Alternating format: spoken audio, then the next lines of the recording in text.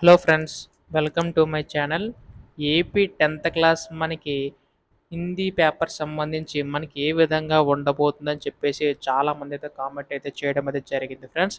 So ఈ వీడియోలో పూర్తి సమాచారం అంతా కూడా తెలుసుకుందాం. సో మనకి హిందీ రాగానే కొద్దిగా ప్రజెంటేషన్ నీట్గా అయితే ఉండాలి.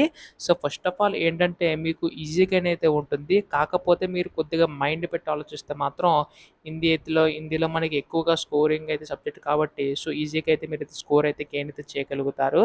సో పారాగ్రాఫ్ క్వశ్చన్ సంబంధించి గాను కొంచెం నీట్గా అంటే లైక్ ప్రజెంటేషన్ నీట్గా ఉండేలా చెక్ చేసుకోండి. సో కొట్టివేతలు అయితే ఉండకుండా చెక్ చేసుకోండి. రామన్ నెంబర్ అలాగే క్వశ్చన్ నెంబర్ అంతా కూడా కరెక్ట్గా వేస్తున్నారో చెక్ చేసుకోండి.